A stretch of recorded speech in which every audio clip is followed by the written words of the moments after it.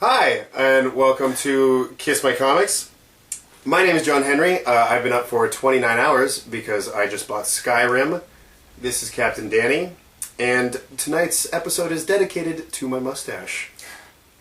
Yes, what is it? Mustache May? It's all my friends are growing mustaches, and apparently I'm winning. Yeah, look at that thing. Look at that thing. It's just so amazing. Oh, it's very nice. I know. His name is the Tickler. Leave cards, right? You just might. Alright, so we read things, and yes. Here we are, once again, soldiering on in the good fight. We're fighting the good fight, and read comics!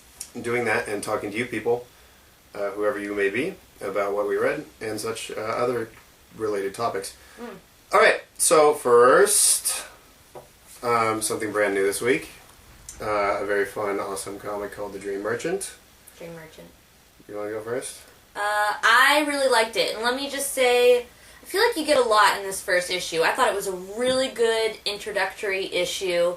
You know, it was like you get to know the characters just enough. They didn't jam-pack it too much, but left enough mystery for wanting of more.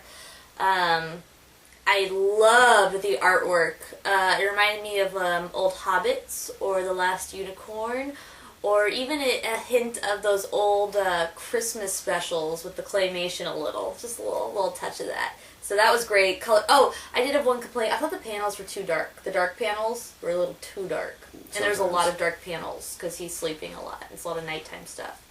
Kind of reminds me of, it's either Guy Davis or Dave Stewart that draws all the BPRD stuff. And dark is good, but I don't know, like, maybe it was just where my lighting was bad, because it was too dark to where it was just too mysterious. So, plot? So, main character is an insomniac / maybe narcoleptic who just basically has this recurring dream that gets in his head so much that he can't really control whether he's awake or dreaming or sleeping, and he doesn't really know the difference, so he's just this walking, like, just mess, and he got put in a mental institution for it. And it gets to the point where, things start to blend together, and things are coming through from his dreams into reality, but, he doesn't know, if it's real or not. Anyways, the writing is really, really good, and I feel like I say that a lot about first issue stuff, but I feel like I say it a lot just because it doesn't suck. But this, I actually noticed the writing is, like fundamentally, textbook good. Like, it's simplistic and yet elegant, which is, the key to good writing. Like, if anyone can do that, they can be a good writer. Half of this takes place in dream, sequences, or, not in the real world. And that's all done really, really well. And just very good, light but sharp writing going through the dream sequences. It's really easy to screw up dream sequences, and just make it all weird and creative, and I don't know what you're trying to do, but you screwed it up. But it's good sometimes when it's kind of weird and creative, because you want the reader to also feel disoriented. Sometimes, I think that's kind of cool. But, but I mean, it just depends on if it's just you're just writing a bad acid trip, or if you're actually putting a lot of thought into it. And one of the fun key things that you start to learn towards the end of the book, but it also said it in the synopsis, so I don't feel like I'm spoiling anything, is the dreams he's having is essentially he knows something that all other humans have forgotten. Oh yeah, that's awesome. And so there's these in his dream, he realizes he's had these dreams, the same dream since he was a teenager, and then mental institution. And then all of a sudden, recently, people have spotted him. He noticed there was someone else in his dream realm, and they see him, and they've been chasing him. And then the lines of reality get blurred, but you kind of know what's real and what's not after a while, because a new character is introduced, which becomes, I think, his little teammate, the juvenile delinquent, as she refers to herself. So then you realize she's real, or is she?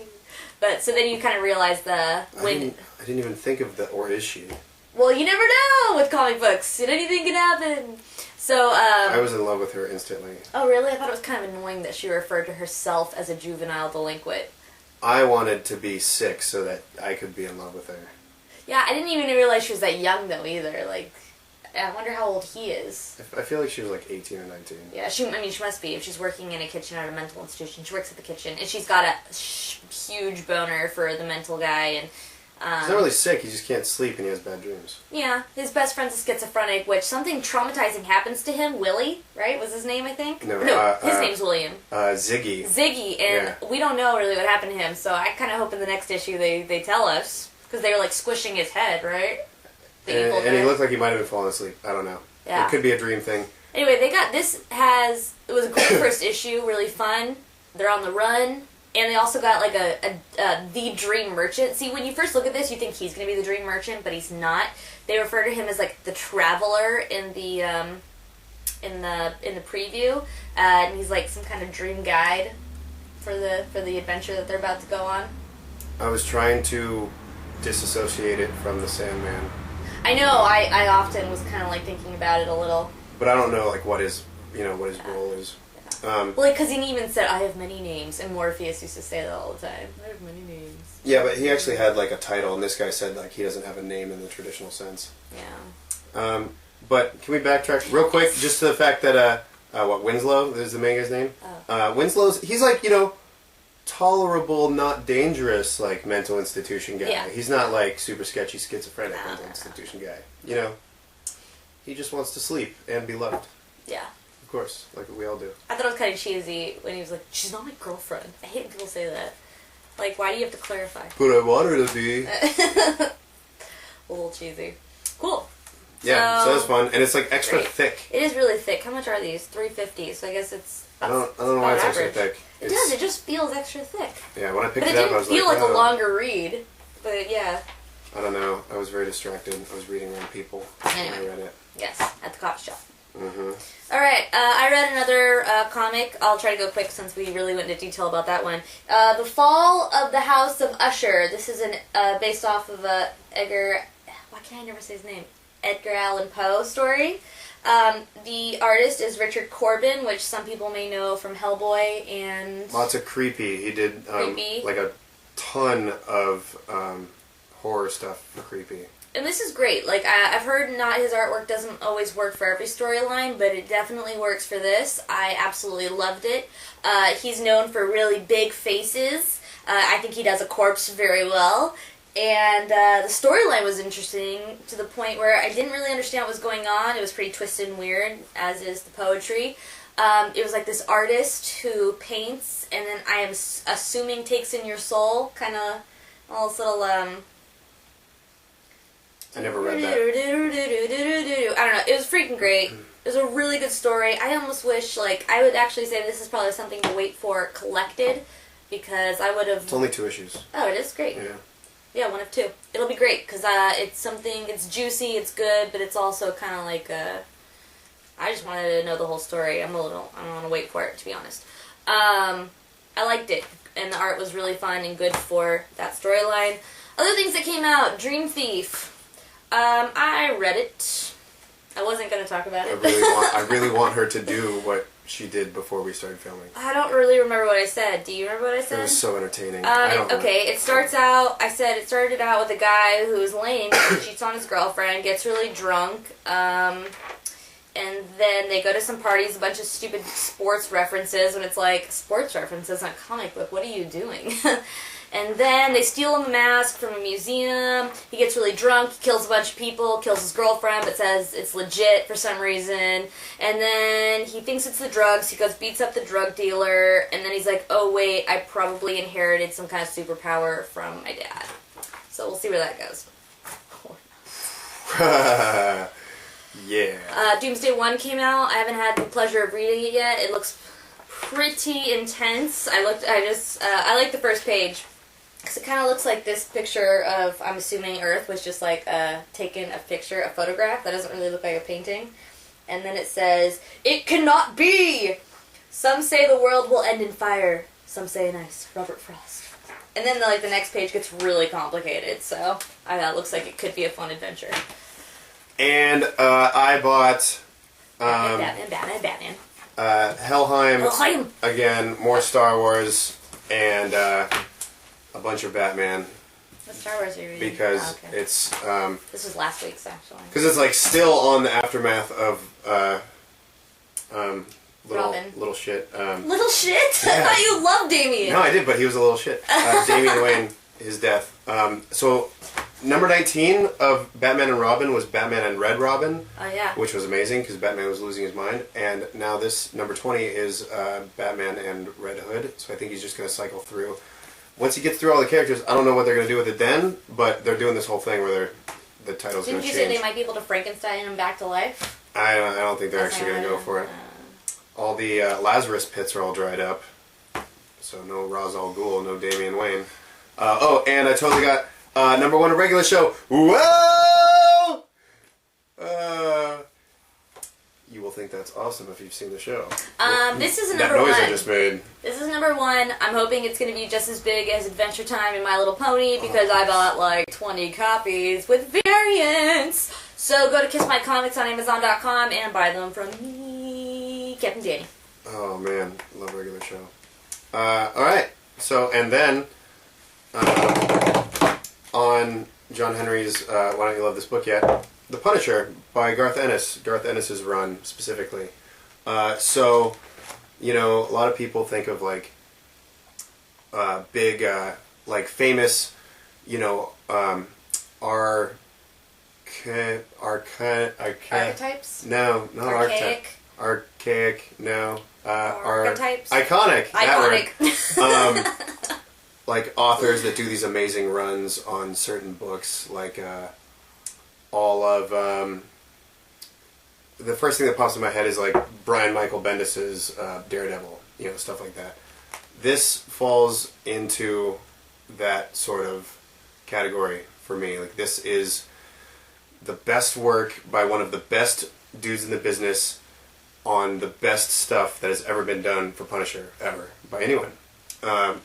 Marvel Max is the line of like super R-rated stuff that they only do for a few of their characters, which is perfect for the Punisher because it's all like knives to the face and, you know, like human trafficking and like lots. It's just really, really seedy, and the Punisher is unrelenting.